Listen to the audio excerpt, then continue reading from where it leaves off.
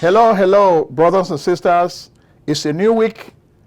We're very happy to welcome you to our show titled Speak of Africa. What our show for today has to do with ECOWAS exit, Trump's French exploitation in Africa. We're going to focus today on ECOWAS because it's the first anniversary of AES, Alliance des États du Sahel. If you remember on this show, we've been talking about Burkina Faso, Mali, and Niger. These are three African countries. These countries used to be former French colonies. They became independent, but France did not actually give them independence, just like many of the other French colonies. France gave them flag independence. They were independent on paper, but economically, socially, and politically, France still ran those countries. Matters came into a head when terrorism was ravaging this region. France came in with the ostensible reason to resolve the issue with jihadist terrorism.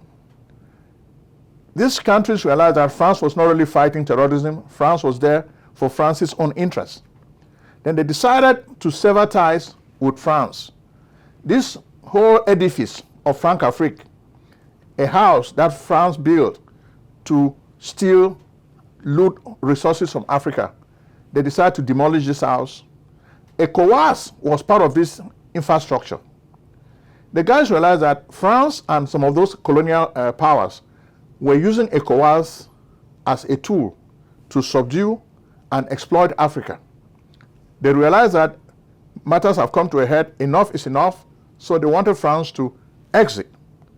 When France refused to exit, they decided to stage coup d'etats to overthrow the puppet governments that were taking instruction from France. When this happened, France exerted pressure on ECOWAS to ask these military juntas to return to the fold and turn power back to democratically elected leaders who were very corrupt. Very bold guys in Burkina Faso, Mali, and Niger decided to call France by its own bluff. We're not going to give power back to civilians. We are nationalists. We are patriots. We believe in the dream of genuine independence of Africa. We're going to keep our country. We're going to free our country from French colonialism because our people want freedom economically, socially, and politically. We're going to fight jihadists on our own terms. So there was some kind of a feud between these three countries and the other members of ECOWAS. Finally, Burkina Faso, Mali, and Niger decided to exit from ECOWAS. So this is the first anniversary of this exit. How are these countries faring? We must tell you, if you've been watching our show over all these weeks and months, surprisingly, these countries are doing very well. In fact, a year ago, when Burkina Faso decided to exit from ECOWAS, people were really thinking that, wow, this is going to be terrible for this country. How are they going to survive? But Ibrahim Traoré, the president of Burkina Faso, he has been able to turn his country around. We received news on this show that he has been able to pay the debt of his country. This is something that has not been able to be done by all the other leaders in his country. So Burkina Faso is now debt-free. Debt servicing is one of the biggest pains our African countries are facing. France benefits from this debt servicing. But now, because of self-reliance, Ibrahim Traoré has succeeded in paying off the debt of his country. So the country now is using all its resources, minerals, to the benefit of his own people. Ibrahim Traoré is also fighting hard, not only to build the economy, he's also fighting the jihadists. So people are seeing the fruits of his labor. And which is why a few days ago, we saw the people of Burkina Faso protesting that they wanted this military junta to extend its stay in power. They do not want him to step down. Normally, in most countries, people want to see a military junta withdraw from office and give power back to a democratically elected government. In Burkina Faso, we're seeing the reverse. The people want Ibrahim Traoré to stay in power. So actually, this is a major success for the people of Burkina Faso who are championing self-reliance. We salute Ibrahim Traoré for the good things he's doing for his country. He doesn't try to give himself a lot of ranks in the army. He doesn't try to pay himself a big salary. He does not try to open bank accounts in Switzerland and other Western countries. He keeps to his low salary that he has been getting in the military. So this is a salutary move. How many other African leaders can be like Ibrahim Traoré? And which is why when he went to Ghana during the inauguration of John Mahama, he received a hero's welcome. First, he said he was not going to attend the inauguration. When he showed up unannounced, the crowd was euphoric.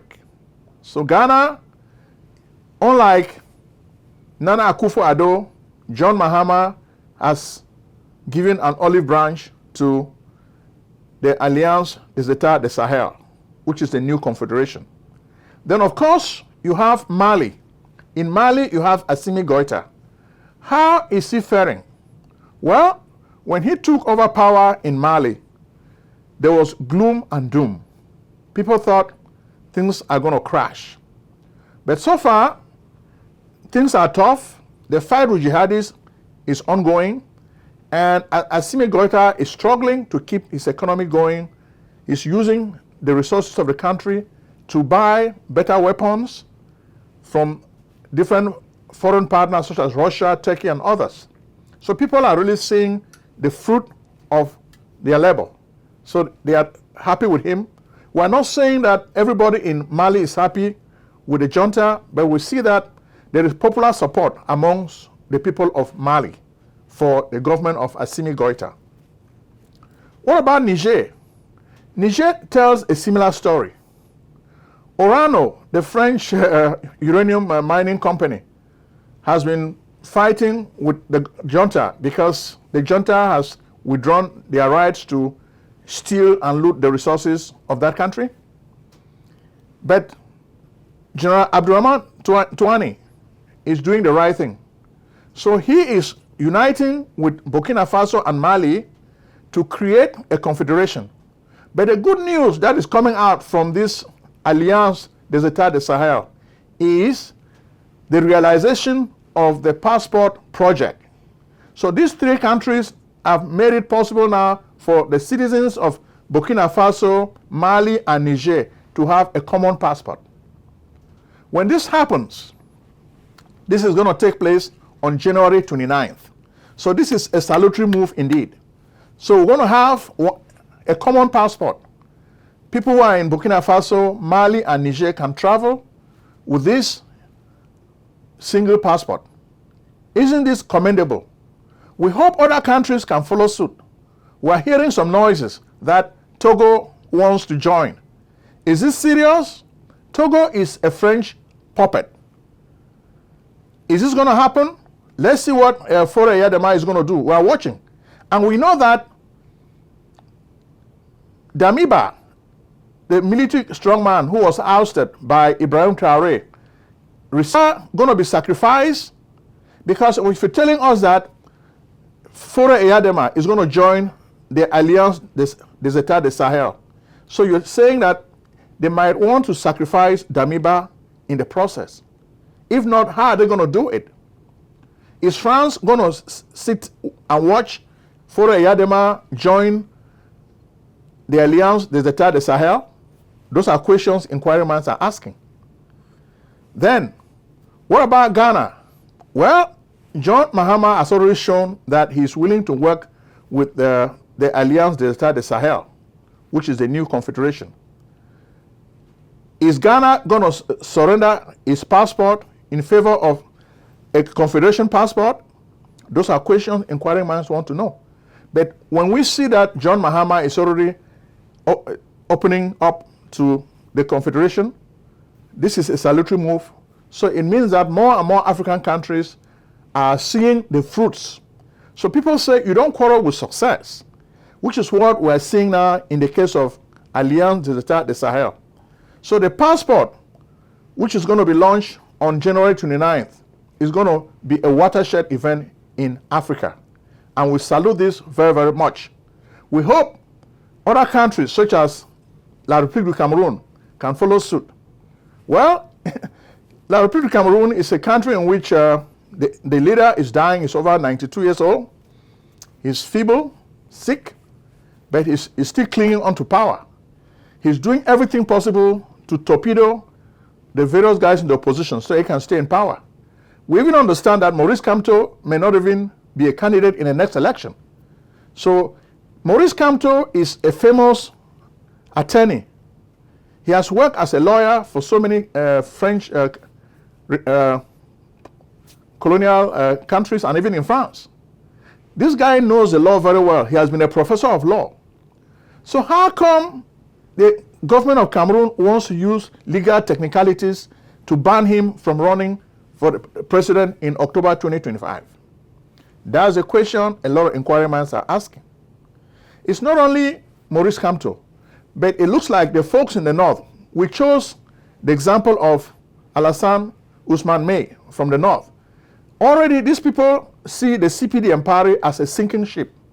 They are leaving in advance. They are not waiting for October 2025 to jump ship. They are already jumping ship. So even amongst the Beti people who are Biya's bulwark, the support for Paul Biya is waning. When we look at the horizon, things don't go well for Paul Biya. We know he's a master player. Some of them call him the old Sphinx. But we think all those games that he plays, the time is up for those games. So this is the end. Ça c'est la fin. So he can play all those games. Then the country is also filled with Ahidjo nostalgia. Ahidjo is buried in Diouf Cemetery in Senegal, but the people are still reminiscing. Even among the Beti people, they talk about how good things used to be during the Ahidjo time. They're reminiscing. Sometimes they say, oh, la belle époque. So it looks like even though people thought Ahidjo was a dictator, they still feel now that he was a benevolent dictator. At least they could live better lives. He always gave them salary increases, made sure that they had food to eat. But things are very, very tough and dire under Paul Biya. So it's very, very sad from the way we see things. Then even justice, which is a requirement in any good state, there is no justice. The Minister of Justice, Laurent Esso, is sick. He's been hospitalized in France. But it was not easy for even this minister, who is a pillar of the regime, to receive permission from Paul Biya to travel to France for medical treatment. So what more of ordinary citizens? So this is not good. The people of the Sawa, his people, had to exert pressure on Paul Biya to allow him to go to France for medical treatment. So but there's no justice. You look at, it's been 2 years now since Martinez Zogo, the famous journalist of Radio Amplitude FM, was killed in cold blood. For over 2 years, there's no justice. And you call this a just system? Justice doesn't exist in La République du Cameroon. And that's why you're having problems in the north, and that's why you're having problems in Ambazonia. In Ambazonia this week, the focus has been on Bimbia, a slave center. This is a very, very long story. We don't really have enough time to talk about it, but it looks like Gilgal Towers, an American-based firm that is operating in Cameroon by some Cameroon indigenes and the indigenes of Bimbia. They are having issues. Gilgal Towers wants to develop this area. This place used to be a former slave fort. It's just like the Elmina Castle in Ghana. When you look at the Bimbia Slave Center, it reminds you of the atrocities committed by the slave traders in that part of the country. You see chains, you can smell the stench. So if you've watched the Elmina, I know Elmina gets a lot of press, but Bimbia has never really received enough press concerning slave trade, so we're letting African Americans to know about Bimbia. Now this is a major story. The indigenes and Gilgal Towers are at loggerheads.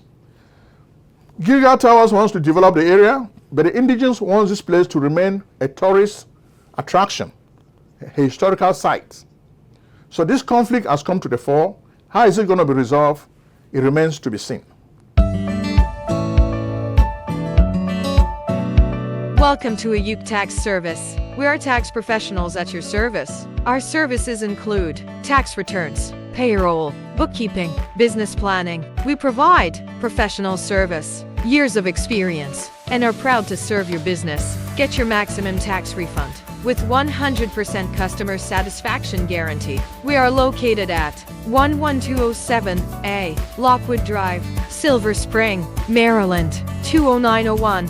Contact us at 240-350-1131, fax 240-556-0535, or email service@ayuktaxservice.com. Our hours of operation are weekdays 8 a.m. to 5 p.m. and weekends 12 p.m. to 3 p.m. For more information, please visit us online at www.ayuktaxservice.com.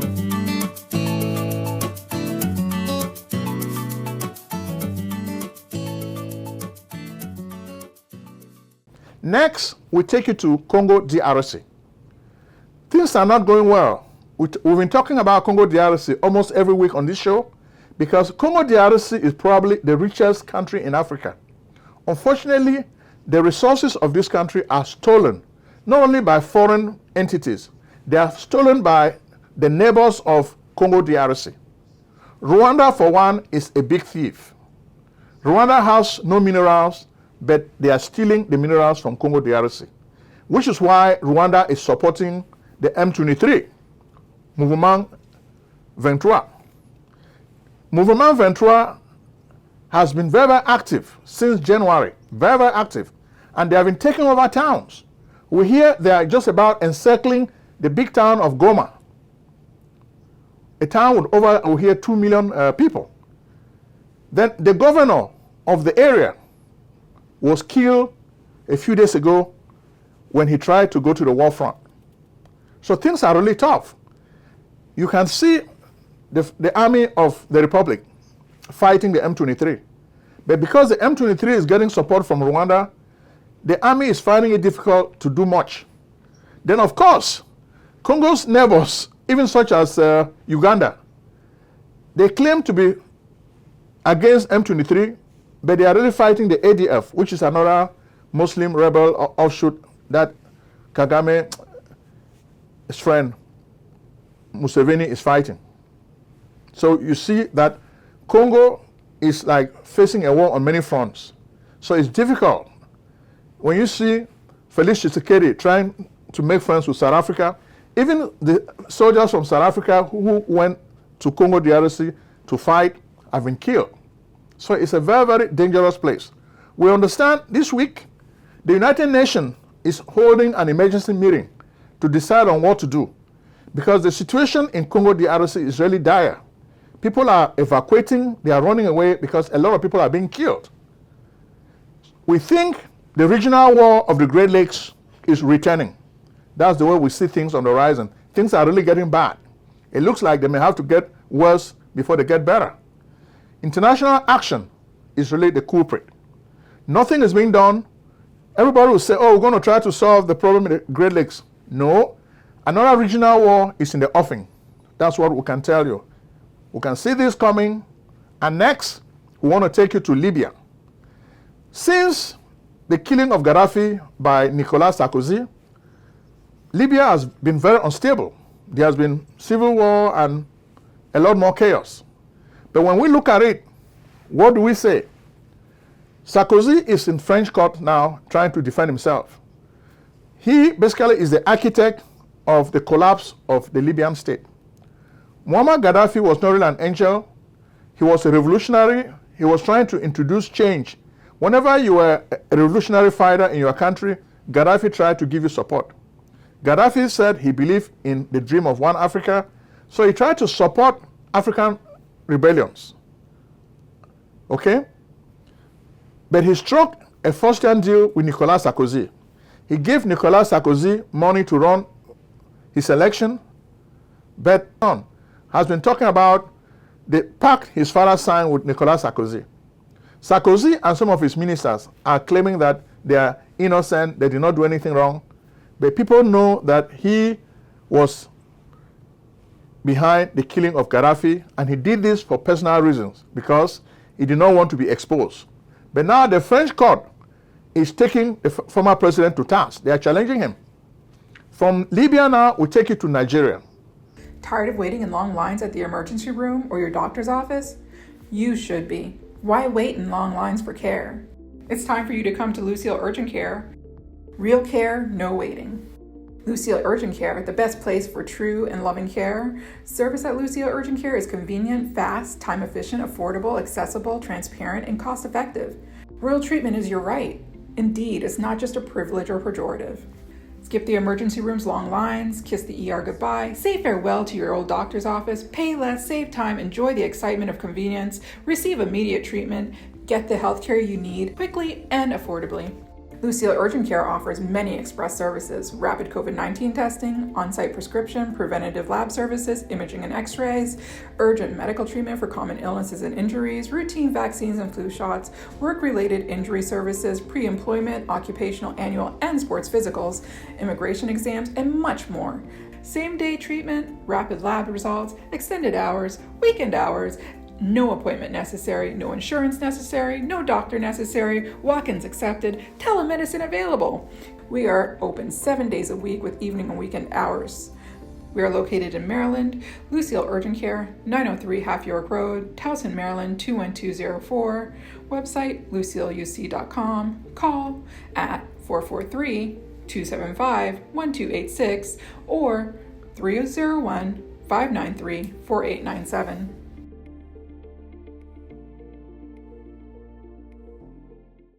Nigeria is a big country, but the problem with insecurity remains rife in Nigeria. This morning, we woke up to the news that a remote army base was ambushed by Boko Haram elements. The guys fought for more than 3 hours, but they were overpowered by the Boko Haram guys because the Boko Haram guys had more weapons. So how can actors such as Boko Haram have more weapons than the state? This is a disgrace. Bola Tinubu came in and said he's going to do something about it. But how is the security situation getting worse? What is he doing about it? We think he should stop traveling a lot. Let him focus a little bit more on the issues of insecurity. A Catholic priest made an announcement the other day, and he said Bola Tinubu needs to start focusing on the sponsors of Nigerian terrorism. Some of these people that he makes friends with, the people he eats with, they are actually the sponsors of Boko Haram. So if Bola Tinubu doesn't know this, we are letting him know for the first time. The world knows that most of these Muslim guys, they may be governor like Gandufe, Abdullahi.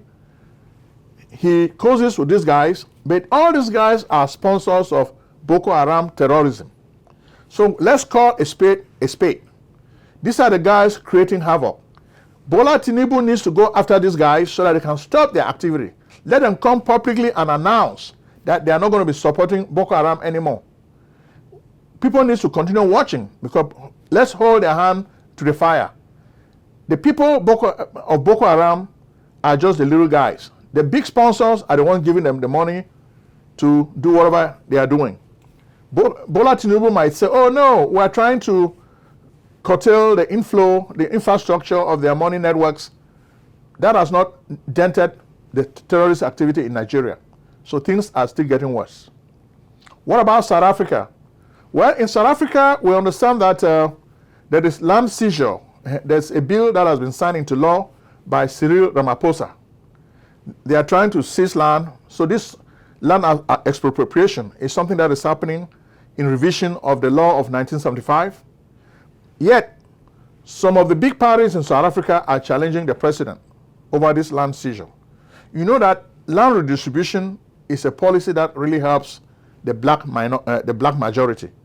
The white minority controls the economy. They own all the nice land. The black people have almost nothing. So I think it's even a movement, too little, too late, but people should still commend Cyril Ramaphosa for doing something to take land away from these white people and give to the black people who really deserve to have this land. So we think, then of course, they are also victims of apartheid. They are complaining that the government needs to do something to compensate them for the wrongs of apartheid, and they are freedom fighters who were killed. Finally, we take it to Sudan. The civil war in Sudan is ongoing. This week, we understand that a drone hit a hospital near Darfur. You guys remember Darfur with all the atrocities that happened when Omar Bashir was president of Sudan. That's the same Darfur. The RSF and the government of El Berhan are still fighting. Even though sometimes the government of El Berhan claims to have victory, but the war is ongoing and a lot of people are dying and a lot of people are being displaced. So this is really sad. So you begin to understand why in this part of the world it is better for Africans to take the law into their own hands, to start freeing themselves from the colonial masters, because once we have new leaders who can say they are patriotic and nationalistic, then we can start seeing the positive gains that we're seeing now with the Alliance des États du Sahel. We have a lot of resources, but we allow thieves to take our resources away. We need to build our armies so that we become a powerful force. And I think that's what Congo DRC needs to do. They play a lot of music, but they need to stop playing just music. They need to start recruiting people and building an army to fight their foreign aggressors. They have a lot of minerals, and their neighbors want these minerals. So in order for them to keep what is theirs, they have to learn how to fight. And that's the message. To end the show of today, we're reminding you that Ayuk Tax Service is ready for business. If you need help preparing your taxes, call Ayuk Tax Service. Unlike most other tax outfits, Ayuk Tax Service does not only handle simple tax problems. Ayuk Tax Service has the experience to handle complicated tax problems. Even if you have to contend with IRS issues, Ayuk Tax Service understands all the IRS programs. Ayuk Tax Service can help you resolve most of these tax issues by working with the IRS or the state you live in. Okay?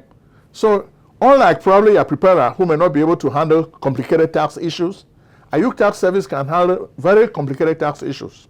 So call the number 301-760-0335.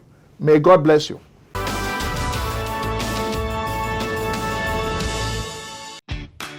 Do you need tax preparation services? We can help. Contact PJ Tax Service, America's only full-time income tax preparers. Like the good old doctor, we do not close our doors after April 15th. In fact, we stay open all year round in order to serve you. We are located at 11207A, Lockwood Drive, Silver Spring, Maryland, 20901. Make an appointment today with Prince Ojong, your tax expert. Call 240-350-1131 or visit us on the web at www.pjtaxservice.com.